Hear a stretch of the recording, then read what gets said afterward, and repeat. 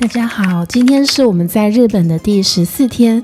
过去的12天里，我们从东京一路骑行到大阪，总共骑行了634公里。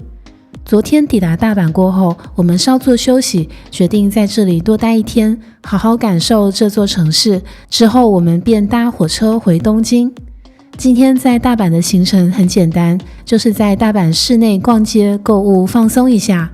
第一站，我们来到了大阪站附近的一家商店，看看能不能找到一些有趣的东西。逛商场时，我们意外发现了一个非常有趣的展览。这个展览展示了许多精美的木雕作品，都是由一位艺术家亲手雕刻而成的。展览中有各式各样的小动物，尤其是很多可爱的小猫，每一只都雕刻得非常精致，栩栩如生。从木纹的细节到神态的刻画，都能看出艺术家的用心。其中有一只背着满满福袋的小猫，瞬间吸引了我们的目光。它的设计太可爱了，我们很喜欢，一度想要把它带回家。严哥看了价钱过后，决定买下它。结果在结完账时，我们才发现我们少看了一个0，这只小猫比想象当中贵的很多。起初我们还考虑要不要把它退掉，后来觉得这也许是一种缘分吧，于是我们给它取名阿福，决定让它跟我们回家，希望阿福可以给我们的生活带来一些惊喜。在商场里，我们还发现了一家很特别的艺术品店，展示了一种独特的手工灯饰。这些灯是由一位艺术家创作的，他使用各种水果和种子的外壳作为灯罩，当灯光亮起时，可以很清晰地看到水果和种子独特的纹理，非常漂亮。午餐时，我们在商场里面找了一家现场手捏的寿司店，看着师傅熟悉的捏寿司，再搭配新鲜的鱼料，真的让人食欲大开。寿司的口感非常鲜美，每一口都是海洋的味道，吃完之后非常的满足。来到了晚上，我们当然又要去吃大阪烧啦。不过我们这次吃的不是传统的大阪烧，而是一种特别的做法。店家用细细的面糊混着各种海鲜，在铁板上摊成一层糊状，看起来和普通的大阪烧很不一样。没来大阪之前，我一直想要吃大阪烧，来了大阪过后，发现原来大阪烧有这么多不同的种类，我们每一天吃的都是不一样的味道。第一次吃这样的大阪烧，不知道它叫什么，但口感很特别，软弱中带着浓郁的海鲜。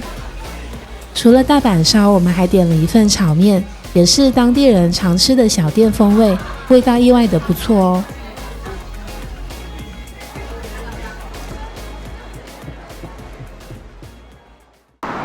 朋友们，今天我们要从大阪坐火车去到东京。那我们怎么回到东京呢？因为我们有2个自行车嘛，然后还有2个我们的车包。那我们今天呢，就是先骑行，从我们住的地方骑行到大阪车站。到了大阪车站呢，我们已经买了火车票，那我们就会把我们的这个小折车把它拆掉。拆掉过后呢，你必须要装到一个车包里面，才可以带上火车。那因为日本的火车规定是你不可以推着车上去，不管是小折车还是公路车，你必须得装到一个车包里面。那等一下我们就展示给大家如何把我们的车装到车包里面，然后上火车。现在我们就要骑去大阪车站啦。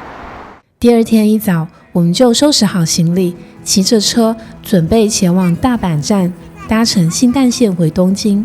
因为这次骑行旅行，我们所有的行李都是随身携带的，所以回程时也要把这些东西全部带回东京。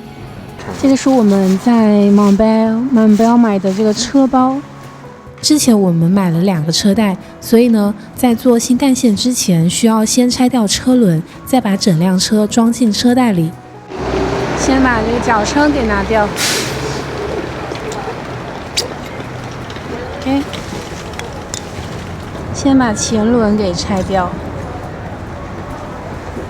OK， 这个是刚刚把前轮拆掉的，非常容易。这个前轮只需要用 Allen key 把这边扭开就可以了。现在我们把前轮拆了过后呢，就把这个车袋子把整辆车给它罩住。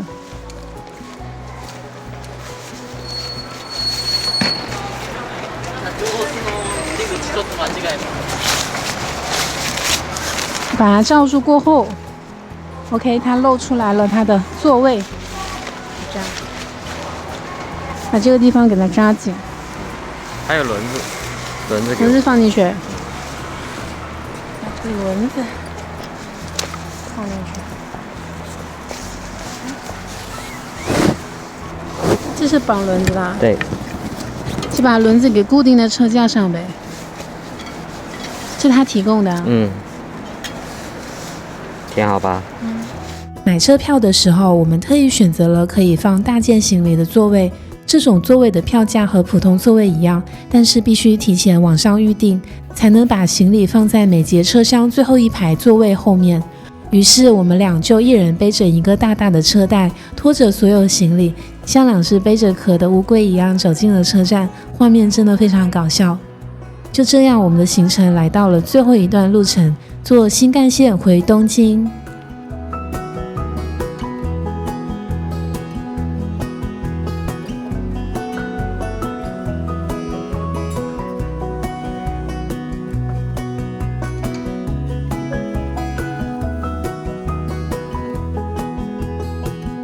在车厢的最后面有一个 reservation require oversized baggage area， 这个是放特大行李的地方。返程的途中，我们透过车窗看到来时的路，没想到我们用10多天从东京骑到大阪，而新干线只需要短短几个小时就能带我们回到起点。看着窗外熟悉的风景，这10多天一幕幕的回忆浮现在脑海里。我们买了一些零食，一边吃一边欣赏这条花了12天骑完的路。回想起西行的点点滴滴，真的感慨万分。途中我们还看到了富士山，这让我想起前几天绕着富士山骑行的经历，翻越山路，从不同角度欣赏它壮丽的景色。那时候虽然辛苦，但每一刻都充满真实的体验。骑行虽然慢，却让我们有机会真正融入城市，感受风景。而新干线虽然速度快，让2座城市距离变得很近，但车外的风景只是一帧帧掠过，少了那种亲身探索的真实感。这趟旅程即将画上句号，但那些骑行的回忆将会一直留在心里。朋友们，我们到东京啦，耶！顺利带着我们的车来到了东京。东京真的是一个大都市啊！进入到了东京的城市，你就可以看到这个城市的建筑啊、街道啊，就是跟别的地方不一样。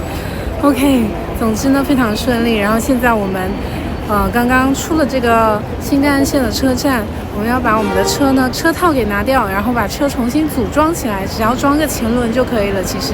然后骑回我们今天住的这个酒店。第一天落地东京住的那个民宿，那我们最后一天呢也是住在同样的地方，第一天跟最后一天都住在同样的民宿。因为呢大家还记得吗，我们把我们自行车的大箱子寄放在我们住宿那边，所以呢我们今天得回到我们住宿的地方，然后之后我们回新加坡的时候呢就直接从这里走了。朋友们，我们到了 Sky Hotel， 我们第一次住的地方就这里，记得吗？哇，终于历经了2周的时间，又回到了同样的地方，又回到了这个小院子里。然后呢，我们的行李在这里，噔噔，这2个行李。最后一天，我们在东京简单逛了逛，买了一些东西，然后就要准备打包回新加坡啦。因为车厢里还有不少空间，所以这次在东京的购物战利品完全放得下。这2个大车厢刚好装下我们的自行车和所有的东西。至此，我们的东京到大阪的骑行之旅也正式结束啦。感谢大家陪我们一起经历这段旅程，希望你们也能感受到骑行的乐趣。我是妮妮江，喜欢从生活中发现美的感动。